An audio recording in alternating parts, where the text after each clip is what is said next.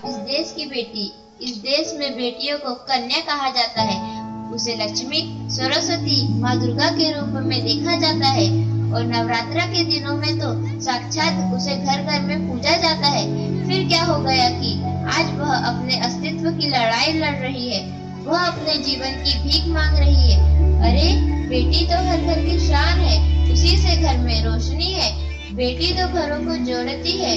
तो आइए बेटियों के सम्मान में हम एक नाटक प्रस्तुत करने जा रहे हैं जिसका शीर्षक है बेटी बचाओ बेटी पढ़ाओ। मीरा, ओ मीरा, तुमने मुन्ना को कहीं देखा क्या? पता नहीं सुबह सुबह कहाँ चला गया। अभी उसने कुछ खाया भी नहीं, दूध भी नहीं पिया और स्कूल जाने की तैयारी भी तो करनी है। नहीं माँ, मैंने तो मुन्ना को नहीं देखा। मैं तो सुबह से बर्तन ही धो रही हूँ। माँ, मुझे भी स्कूल जाना है। मुझे पढ़ना लिखना बहुत अच्छा लगता है। मेरा भी दाखिला स्कूल में करा दो ना माँ। ए छोरी, बड़ी है स्कूल जाने वाली, घर के कामकाज अच्छे से सीख ले। आगे चलकर यही तेरे काम आने वाले। पढ़ लिख कर कौन सा तुझको कलेक्टर बनना है? जल्दी जल्दी बर्तन साफ कर। माँ जी, मीरा को भी स्कूल में दाखिला दिला दीजिए ना, उसे भी पढ़ना लिखना जरूरी है। तू चुप कर। पढ़ना लिखना ये तो केवल लड़कों का काम है। उन्हें आगे चलकर घर गृहस्थी की जिम्मेदारी जो संभालनी होती है।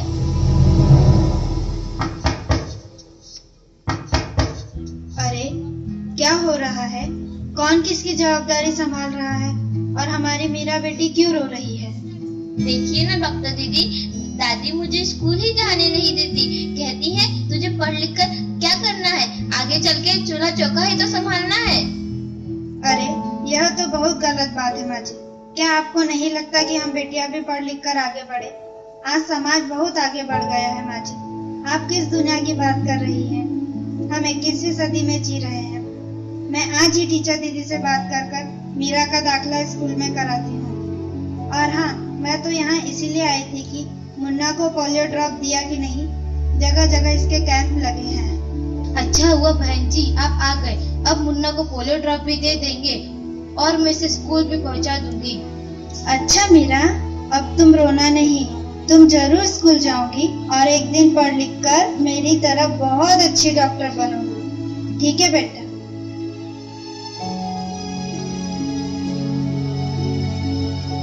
बहू, जरा एक गिलास पानी तो लाना। अभी रही बाबूजी। ये लीजिए बाबूजी। अरे ये देखो, अखबार में प्यारी बेटी के बारे में कितनी सुंदर कविता आई है। आओ मैं तुम्हें यह कविता पढ़कर सुनाता हूँ। कहती बेटी बाह पसार, मुझे चाहिए प्यार दुलार। बेटी की अनदेखी क्यों करता है निष्ठुर संसार। सोचो जरा हमारे बिन बसा सकोगे घर परिवार। गर्भ से लेकर यौवन तक मुझ पर लटक रही तलवार। मेरी व्यथा वेदना का अब हो स्थायी उपचार। जब माई जग में न होगी तो तुम जन्म किससे पाओगे।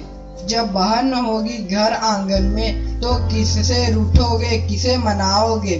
जब दादी नानी न होगी तो तुम्हें कहानी कौन सुनाएगा। जब कोई स्वप्न सुंदरी ही न होगी तो तुम किससे ब्याह रचाओगे। जब घर में बेटी ही न होगी तो तुम किस पर लाड लुटाओगे। जिस दुनिया में स्त्री ही न होगी उस दुनिया में कैसे रह पाओगे। जब तेरे घर में बहू ही न होगी तो कैसे वंश आगे बढ़ाओगे। नारी के बिन जग सूना है, तुम ये बात कब समझ पाओगे। हाँ तो भाग्यवान, कैसी लगी यह कविता, है ना मजेदार? काहे की मजेदार कविता, मुझे नहीं आई पसंद। अरे कोई घर में है क्या? आइए आइए टीचर दीदी, हम आप ही का इंतजार कर रहे थे।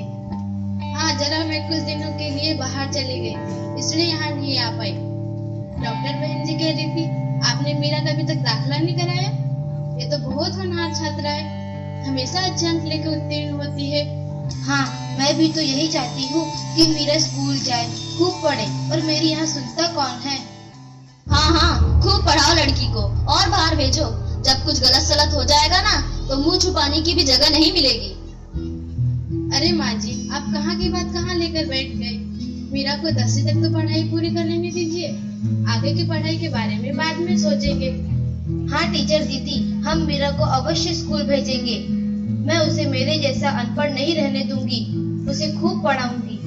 कल मीरा को तैयार रखना, मैं उसे लेने आऊंगी। क्यों दादाजी, सही कहा ना मैंने? हाँ हाँ बेटा, बिल्कुल सही कहा। मैं तो कब से कह रहा हूँ कि मीरा को भी स्कूल जाने दो। प्रणाम दादाजी। प्रणाम बेटा।